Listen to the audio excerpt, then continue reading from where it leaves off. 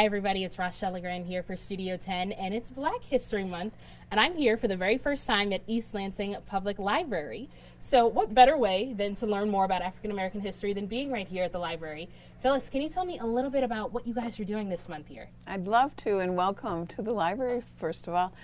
We kicked it off on Monday, January 30th with a visit from the Black History 101 Mobile Museum. It's their third visit here.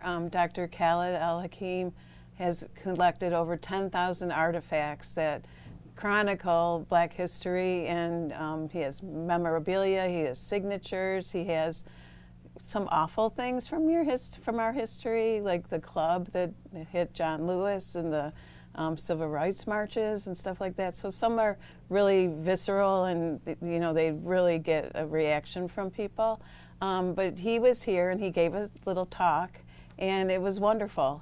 They were here from 10 to 3, and lots of people came to visit, so it was really a great experience. That's awesome, and it's always important to acknowledge all those parts of the history, because if you don't know where you've been, then you won't know exactly where it is that you're going. You're exactly right. Can you tell me more about some of the events that you have for adults here? Yeah, absolutely. So as you know, we are a public library, and so a big part of our mission here is to get books into hands of readers and have readers connect with each other and talk about books. So we are doing that for the month of February in conjunction with celebrating our 100 years of existence.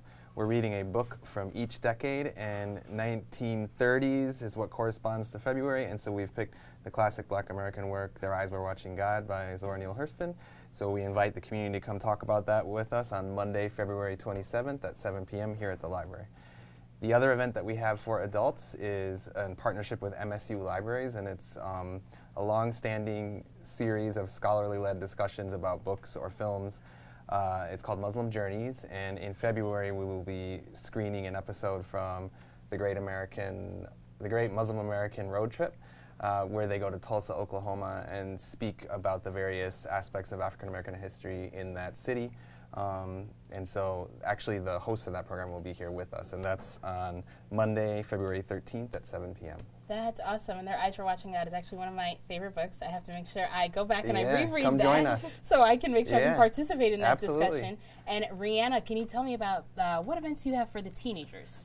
So we have a bunch of different events for the teens this year, but the biggest thing is we're just encouraging all of our teens to learn a little bit more about Black history and current social justice issues. We have a huge selection of nonfiction books that are written for teens to learn about these issues, as well as Black history in general. We will also be doing a scavenger hunt throughout the month of February to help learn more about famous Black figures and using their quotes in order for teens to learn about these wonderful figures in their own words. We will also be showing some films featuring Black protagonists for both children and teens throughout the month of February. So every Monday we will be having a film showing featuring a Black protagonist. So the movies we will be showing are Into the Spider-Verse, Black Panther, as well as Cinderella from 1997, which features a large Black cast.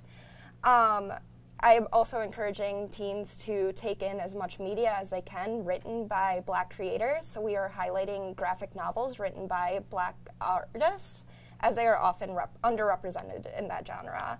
I'm also just generally encouraging all teens to get involved in their local organizations that help out the Black community, searching out for natural hair care drives, as a lot of organizations do that during the month of February, as well as just finding ways to help out and support the Black community in any way that they can, such as buying from Black-owned businesses, and also encouraging teens to speak out and use their voice wherever they feel that injustice is occurring.